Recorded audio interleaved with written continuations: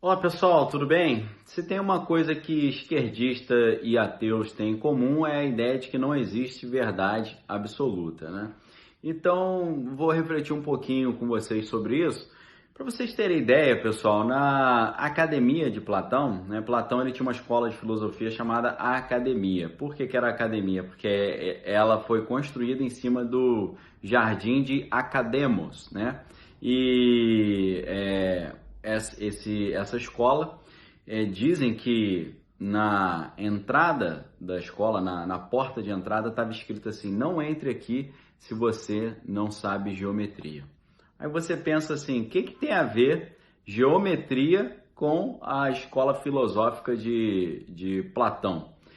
A relação é o seguinte: Platão ele estava lutando contra um pensamento da sua época, que era o pensamento sofista. O pensamento dos sofistas era o seguinte: não importa a verdade, o que importa é o convencimento. Não importa se você está buscando a verdade e divulgando a verdade, importa meramente se as pessoas estão acreditando naquilo que você está dizendo. Ou seja, não tem o amor pela verdade, ou o amor pelo conhecimento, que é o sentido da palavra filosofia, né? Que vem de filéu, que é amor no sentido de amizade, e sofia, que é o conhecimento. Então, essa postura dos sofistas de dizer que não importa a busca pela verdade, porque eles nem acreditavam que existia uma verdade.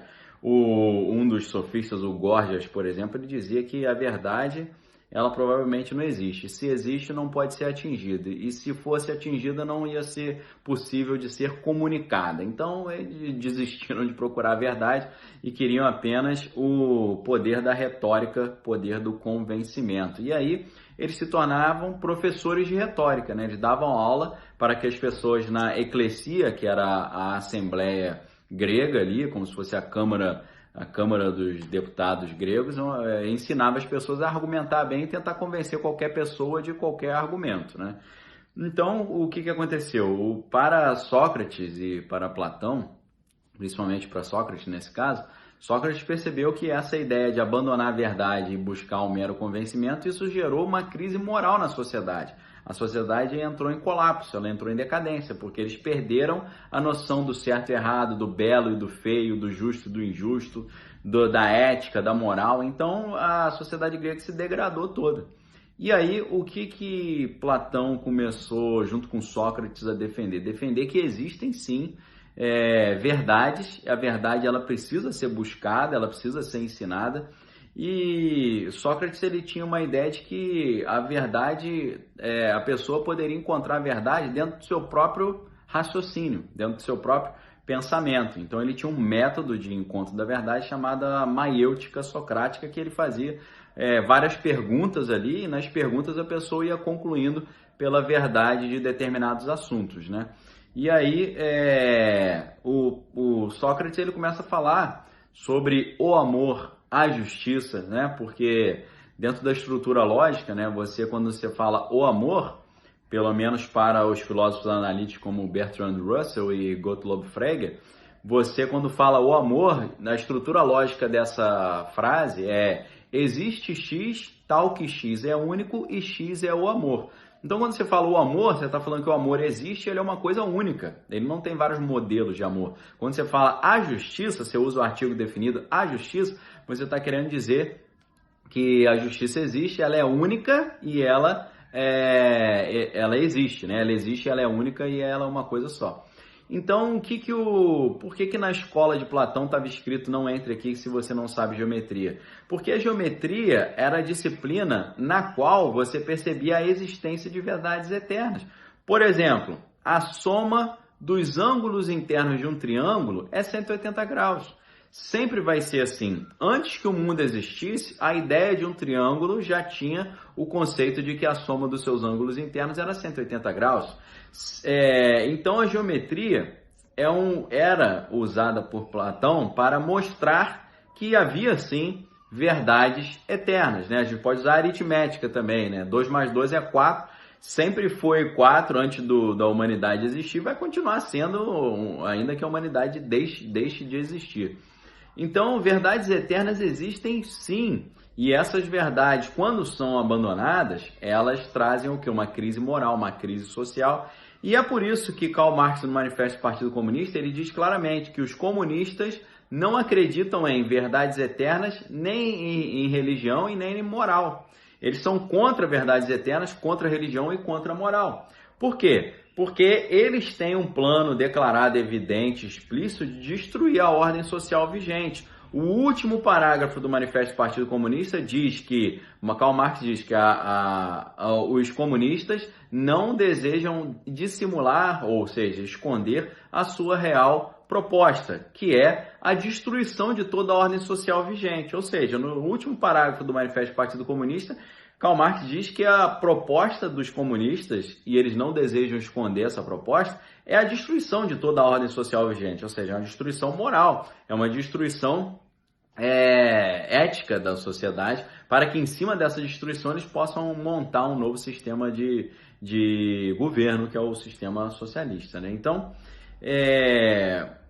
verdades eternas existem sim. E eu concluo lembrando uma situação que eu passei na época da faculdade de jornalismo, na Universidade Federal do Rio de Janeiro. O professor estava dando aula lá e falando sobre Michel Foucault e tal, falando sobre o desconstrutivismo, né? Como é que Foucault usava o método do Friedrich Nietzsche da genealogia, dizer que toda verdade, na realidade, ela não é uma verdade, ela é uma narrativa, é uma opinião, uma construção que pode ser desconstruída quando você você desconstrói os pilares de onde essa verdade, de onde ela veio, né? E é por isso que Michel Foucault, na Arqueologia do Saber, ele vai falar sobre monumento, né? Ele vai falar sobre essa construção dessas verdades. E aí o professor falou, não existe verdade absoluta. Aí eu levantei a mão e falei, eu concordo, porque se não existe verdade absoluta, se essa frase é verdadeira, a própria frase não existe verdade absoluta também não é uma verdade absoluta. A não ser que você falasse, só existe uma única verdade absoluta, que é a que não existe nenhuma verdade absoluta. Que mesmo assim seria um negócio meio tautológico, né? Meio sem sentido, né? Porque se você fala que não existe verdade absoluta, a frase não existe verdade absoluta também não é uma verdade absoluta, então ela cancela a si mesma. Então, para vocês verem como é que esse argumento de que não existe verdade absoluta é contraintuitivo, uma vez que todos nós sabemos que a soma dos ângulos internos de um triângulo sempre vai ser 180 graus e 2 mais 2 sempre vai dar 4, né? Então, são exemplos de verdades absolutas. Elas existem sim, e elas não existem apenas na geometria nem na aritmética. Elas existem, na minha opinião, também como imperativos categóricos. Existem verdades no preceito moral também, tá? Mas aí é toda uma outra conversa. E é isso, galera. Terminando também, me lembrei surgiu uma época que teve um grupo filosófico do Círculo de Viena, que eram os positivistas lógicos, que eles diziam que só é verdade aquilo que pode ser cientificamente comprovado. E aí um belo dia um filósofo chegou e falou assim, mas olha só, vocês dizem que só é verdadeiro o que pode ser cientificamente comprovado, mas essa frase, ela pode ser cientificamente comprovada? A frase, só o que é cientificamente comprovado pode ser considerado verdadeiro. Essa frase, ela pode ser cientificamente comprovada? Aí os caras falaram, poxa, acho que não, né?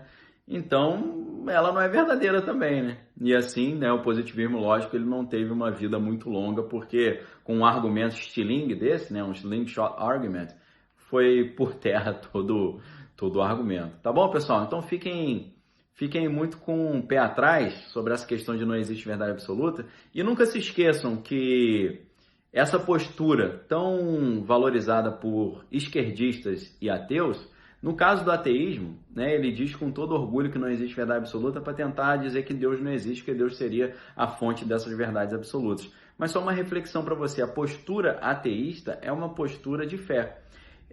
Assim como o crente acredita que Deus existe, o ateu acredita que Deus não existe. Assim como o crente não pode provar que Deus existe, o ateu não pode provar que Deus não existe. Então, ateísmo e teísmo, né, ou crença religiosa, teísmo já é um termo, tem toda uma ideologia por trás, mas acreditar em Deus e não acreditar são posturas religiosas, tá? O ateu é um religioso. talvez um religioso com muito mais fé do que aquele que crê em Deus, tá? Porque as evidências que nós vemos do mundo a nosso redor mostram que há uma ordem por trás e há uma racionalidade embutida nas coisas que nós vemos, tá bom? Pessoal, convido você a marcar os seus amigos, me ajuda a divulgar esses vídeos aqui, divulgar o meu perfil, divulgar o meu perfil aqui no Instagram, Daniel.Lopes. Marca seus amigos aí, marca a galera que gosta desses assuntos, para que eles possam conhecer o meu perfil aqui e se inscrever também, tá bom? Um abraço, fiquem com Deus aí, um excelente sábado, um ótimo final de semana para vocês. Valeu!